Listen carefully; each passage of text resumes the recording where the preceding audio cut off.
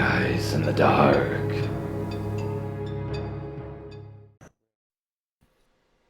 I was sold to a gentleman from the United States by my sister when I was 13 years old. I already had a baby. In the exchange, I was sold under the agreement that he would help me out with my baby, because my baby was ill at the time. I ended up being trafficked to Anchorage, Alaska. He basically had kidnapped my baby away from me and didn't allow me to see him. I was in prison, not able to see anyone for a very long time. At that time, I was forced to have sex with men and women. Obviously, I was aware that my baby was not getting the care that he was promised. Our diet was basically rice and beans, nothing else. At the main market, at least in my case, I was 14, about to be 15. I was sold to have sex with other women.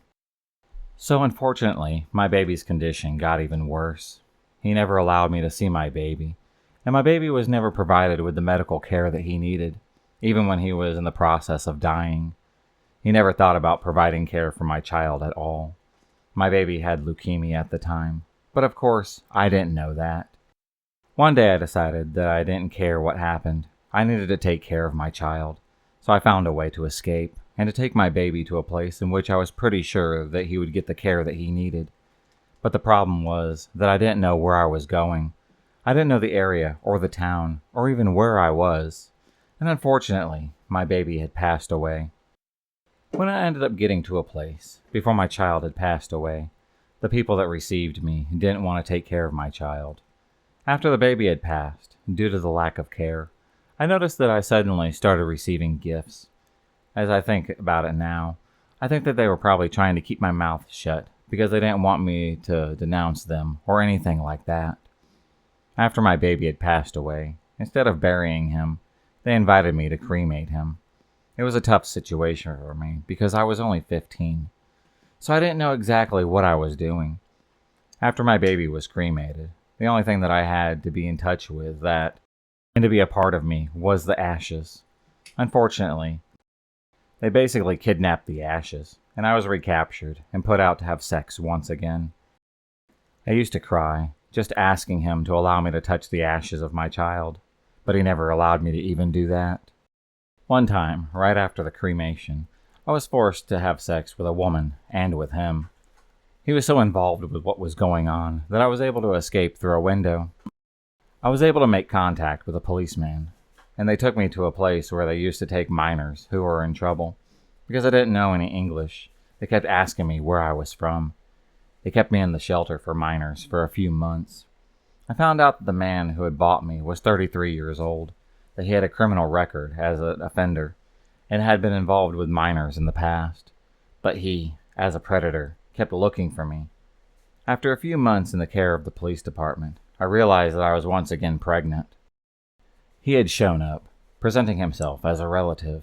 He promised me that he would be gentle with me if I had come back to his place. Without the support of the police department, being 15 years old, I didn't have any option other than to believe in him again. At least during my pregnancy, he was very loving. But after the birth of my child, as soon as my baby was born, he put me under the care of the immigration officers. He told them that I didn't have the capacity to care for my baby, and that my first baby had passed away because I physically abused him. I was deported from Anchorage to Tijuana. Even under those conditions, I started to work at a bar in Tijuana because I wanted to put some money together for airfare in order to go back to Alaska for my child. I ended up going back there. I was looking for my child, and then my abuser kept telling me not to leave him because he was finally in love with me. He was getting government support because he was a single father. He asked the government to facilitate the process of getting a house for the family in San Diego. 2 months after that, we got a house in San Diego, and he moved himself there, but without me, because I had to come back to Tijuana. He promised that he would bring my baby girl to Tijuana so that I could see my daughter, but if I wanted to see her, I had to pay him $100. My pain and suffering was just too much.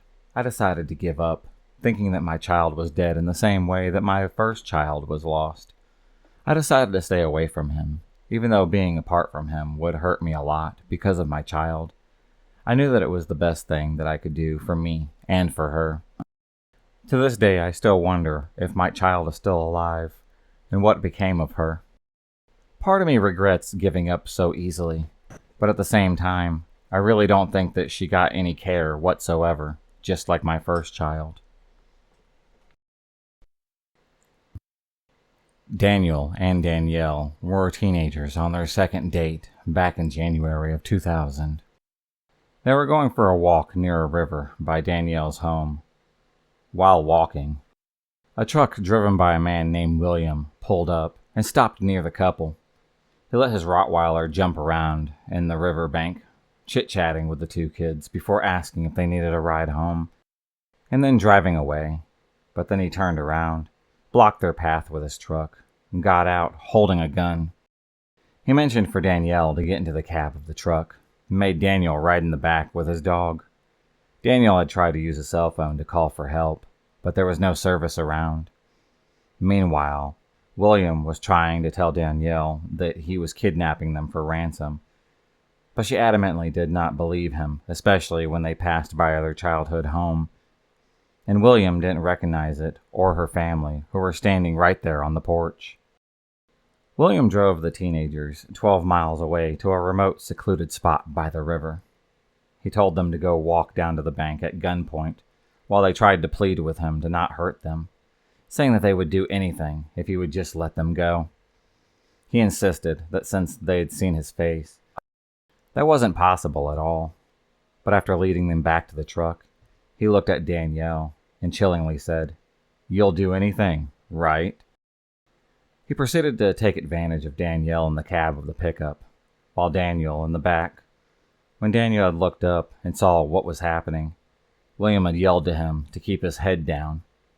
Afterwards, he once again forced them to walk down to the bank of the river, claiming yes, he would in fact let them go. When Daniel had turned around to see what William was doing, William shot him in the neck at point-blank range. Danielle had knelt down to say goodbye to him, convinced that he was going to die. William suddenly shot Danielle in the face and in the leg. The impact of the shots pushed Danielle into the river, and William had dragged Daniel's assumedly lifeless body into the river as well. Once he hit that icy water, Daniel instantly came to and knew exactly what had happened. Danielle had also come to and was aware of what had occurred. Despite spitting out teeth and the bullet nearly severing her tongue, both teenagers could see William watching them from the bank, so they both had played dead and allowed the current to lead them away from him. Eventually, they both had watched him drive away, and they swam towards the shore. They were rescued by 3 men who had drove them to safety. 2 days later, William was arrested. William was also convicted of kidnapping, rape, attempted murder, and sentenced to 117 to 235 years. Danielle had gotten married after college and also had a child. She and Daniel remain close friends to this very day. In late September of 1978, 15-year-old Mary was hitchhiking from California when she was picked up by a 50-year-old Lawrence Singleton. Lawrence had stripped and bound her in the back of his van, and then repeatedly took advantage of her. When she begged him to set her free, he evilly had said to her, "You want to be set free? I'll set you free then." He pulled out a hatchet and hacked off her left and right arm just below the elbow. Mary, who did not go into shock and felt everything that happened, started kicking and screaming as he had grabbed her right arm and began chopping. Because she had fought back, this mutilation took even longer, recounting seeing him flicking his arm afterwards because her right arm had held on even after he had cut her arm off. Believing her to be dead, he had dragged Mary, naked and bleeding, to the edge of a 30-foot cliff and then threw her off the side. Despite wanting to pass out, she had fought the urge because she couldn't have him do this to someone else.